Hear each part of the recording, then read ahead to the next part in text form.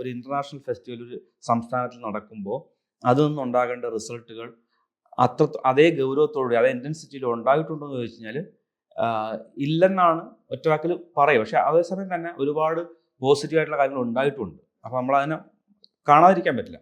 ഒരുപാട് പോസിറ്റീവായിട്ടുള്ള നാടകരംഗത്ത് ഉണ്ടായിട്ടുണ്ട്. സാധാരണ അക്കാഡമിക്കായിട്ടുള്ള ആൾക്കാർ ഡൽഹിയിലും അവിടെ ഇവിടെയൊക്കെ പോകുമ്പോൾ മാത്രം കാണാൻ പറ്റുമായിരുന്നത് ഏത് സാധാരണ ജനങ്ങൾക്കും കേരളത്തിൽ കാണാൻ പറ്റുന്ന ഒരു അവസ്ഥ ഉണ്ടായപ്പോൾ ഒരുപാട് പുതിയ പുതിയ അവതരണങ്ങൾ, വ്യത്യസ്തമായ ശൈലിയിലുള്ള അവതരണങ്ങൾ. അവിടെയാണ് നേരത്തെ പറഞ്ഞ പ്രൊഫഷണൽ നാടകങ്ങൾ ഉത്സവപ്പറമ്പിൽ അല്ലെങ്കിൽ അമ്പലത്തിലും പള്ളിയിലൊക്കെ കളിക്കുന്ന നമ്മളെ ഇവിടെ ഇൻവെർട്ടഡ് കോമയിൽ കമേഴ്സിൽ നിന്ന് വിളിക്കപ്പെടുന്ന നാടകങ്ങളെയാണ് പൊതുവെ നമ്മൾ പ്രൊഫഷണൽ നാടകങ്ങൾ എന്ന് ഇവിടെ പറഞ്ഞു വരുന്നത്. ഓക്കെ, അത് മാത്രം കണ്ടുകൊണ്ടിരുന്ന ആൾക്കാർക്ക് വ്യത്യസ്തമായിട്ടുള്ള ശൈലികളിലുള്ള ഫോംസിലുള്ള സ്റ്റൈലിലുള്ള നാടകങ്ങൾ സ്റ്റേജിനകത്തും നമ്മൾക്ക് പൊതുവെ പ്രൊസീനിയം, ഫോർത്ത് വാൾ എന്ന് പറഞ്ഞ കൺസെപ്റ്റുള്ള പ്രൊസീനിയം സ്റ്റേജിൽ കളിച്ച നാടകങ്ങളാണ് നമുക്ക് പരിചയമുള്ളത്. അതൊന്ന് വിട്ടിട്ട് ഓപ്പൺ എയറിലും അരീനയിലും അല്ലെങ്കിൽ റൗണ്ട് സ്റ്റേജിലും സാൻഡ്വിച്ച് എന്ന് പറയുന്ന നമ്മളിപ്പോൾ ഇരിക്കുന്ന ഒരു ഓപ്പോസിറ്റ് ഓഡിയൻസിൽ നിന്നിട്ട് ചെയ്യുന്ന അങ്ങനെ എല്ലാ തരത്തിലുള്ള നാടകങ്ങളും കാണാൻ വ്യത്യസ്തമായിട്ടുള്ള ഇപ്പോൾ എക്സ്പ്രഷൻസ് പ്ലേ, സറിയലിസ്റ്റ് പ്ലേ, അങ്ങനെ പറഞ്ഞു വരുമ്പോൾ ഒരുപാട് ഇതൊക്കെ കാണാനുള്ള അവസരം ഫെസ്റ്റിവലിൽ നിന്ന് ഉണ്ടാവുകയാണ്.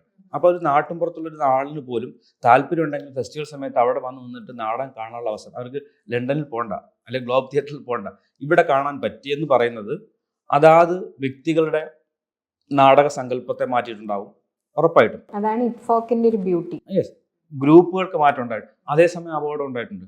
അത് ഫെസ്റ്റിവലിൻ്റെ കുഴപ്പമാവണമെന്നില്ല, ഇപ്പോൾ വ്യക്തികളുടെ കുഴപ്പമില്ല. ഇപ്പോൾ ഒരു ജൈജാൻറ്റിക് ആയിട്ടൊരു പ്രൊഡക്ഷൻ കാണുകയാണ്, നമ്മൾ തീ കത്തിച്ചു വണ്ടി ഓടിച്ച് സ്റ്റേജിനകത്താണ്, നമുക്ക് അങ്ങനത്തെ ഒരു പരിചയം നമുക്കില്ല.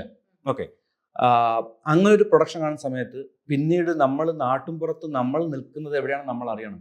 നമ്മൾ അവിടെ പോയിട്ട് അത് ഇംപ്ലിമെൻറ്റ് ചെയ്യാൻ ശ്രമിക്കുന്ന സമയത്ത് ഇത് ഒരു സംവിധായകൻ്റെ ഇഷ്ടമായിരിക്കും ചിലപ്പോൾ കാണിക്കുന്നത്.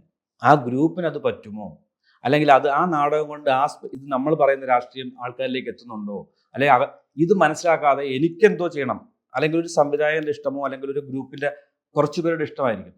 നമുക്കത് അതറിയണം. ഇപ്പോൾ പണ്ട് ശങ്കരപിള്ള സാറിൻ്റെ ഒരു പുസ്തകത്തിൽ വായിച്ചതും നമുക്കറിയാവുന്നതായിട്ടുള്ള കാര്യം, നമ്മൾ എവിടെയാണ് നാടകം കളിക്കുന്നത് അറിയണം.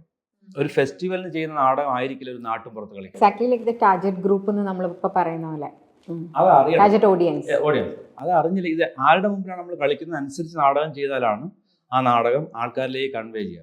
അതുകൊണ്ടാണ് നമുക്കിവിടെ ജനകീയ നാടകം എന്ന് പറയുന്നതും പരീക്ഷ നാടകം എന്ന് പറയുന്നത് വ്യത്യസ്തമാണ്.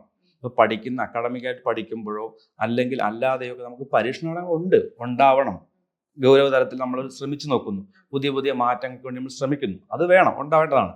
പക്ഷേ ഒരു സാധാരണ നാട്ടിൻപുറത്തൊരു സ്ഥലത്ത് പോയിട്ട് നമ്മൾ അവർക്ക് ആദ്യം അവിടുത്തെ ഒരു കൾച്ചർ മാറേണ്ടതുണ്ട്. ഇപ്പൊ ഞാൻ അവിടെയാണ് നാടക പ്രവർത്തനത്തെ പറ്റി പറഞ്ഞത്. അങ്ങനെ പറയുമ്പോൾ ഇപ്പൊ നാട്ടിൻപുറത്ത് ഇപ്പൊ കുളൂർ മാഷിനെ പോലെയുള്ള ആളുകളൊക്കെ ഞാനിങ്ങനെ കേട്ടിട്ടുണ്ട്, എത്രമാത്രം എൻ്റെ അറിവാണ്. വീടുകളിൽ പോയിട്ട് ഒരു ഏരിയയിൽ പോയിട്ട് ഒരു വില്ലേജിൽ പോയിട്ട് കുറച്ച് പേരെ കണക്ട് ചെയ്തിട്ട് അവിടെ തിയേറ്റർ ചെയ്യണു, അങ്ങനെയൊക്കെ കുറേ സംഭവങ്ങൾ കൂടി നമ്മുടെ നാട്ടിൽ നടക്കുന്നില്ലേ?